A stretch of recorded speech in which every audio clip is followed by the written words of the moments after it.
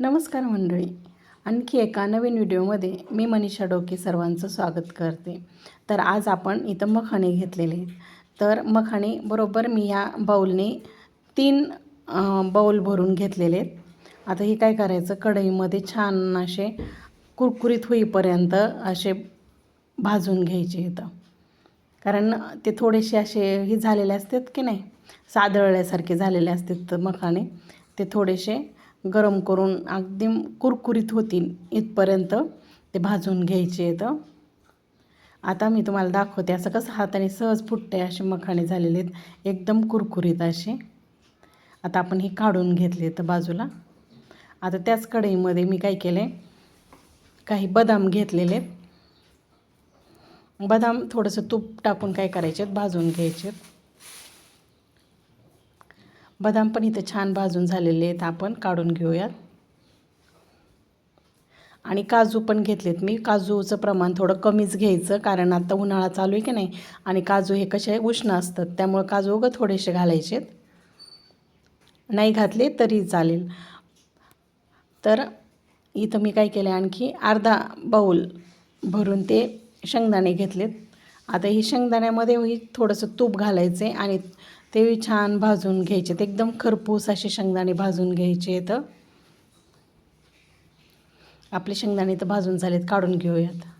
आता मी काय केलं, हे जे मखाणे होते की नाही ते काय करायचं, मिक्सरच्या भांड्यामध्ये बारीक करून घ्यायचे. तर आता एवढे एकदाच बसत नाहीत भांड्यामध्ये, म्हणून मी थोडे थोडे करून हे बारीक करून घेतलेले आहेत.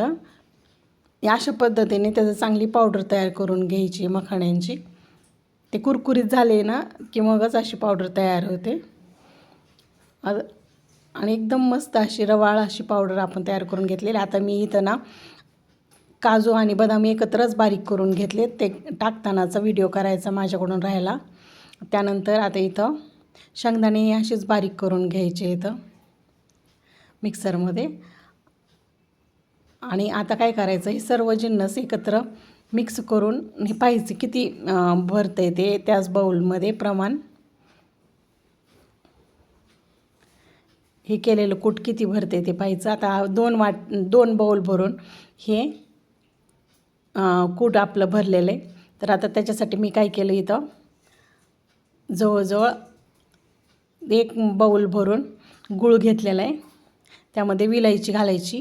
आम्हाला जास्त गोड आवडत नाही, त्यामुळे मी गूळ थोडा कमीच घातला आहे. तुम्हाला जर गोड आवडत असेल तर तुम्ही 1.5 बाऊल भरून जरी गूळ घातला तरी चालेल. आता आणि हे गूळ घातल्यानंतर ही पूर्ण हे जिन्नस आहेत ना अजून एकदा मिक्सरला फिरवून घ्यायचे आहेत. आता आपले सर्व जिन्नस इथं मिक्सरला छान फिरवून घेतलेत मी. गूळ एकदम त्याच्यामध्ये मिक्स झालेला आहे. आता थोडंसं जरी आपल्याला हे रवाळ वाटत असलं की नाही, त्यामध्ये काय करायचं, काही साजूक तूप घालायचं आणि ह्याचे काय करायचं, लाडू बांधून घ्यायचे आहेत. आता पहिला लाडू मी इथं बांधून घेते आहे. एकदम छान बांधले जातात की नाही, जरी ते कोरडं कोरडं वाटलं असलं मिश्रण तरी पण ह्याचे लाडू छान बांधता येतात. आपले इथं सर्व लाडू बांधून झालेले आहेत. तर अशा पद्धतीने उन्हाळ्यामध्ये पौष्टिक लाडू तुम्ही पण करून पहा. हे मखाण्याचे लाडू खूप पौष्टिक असतात.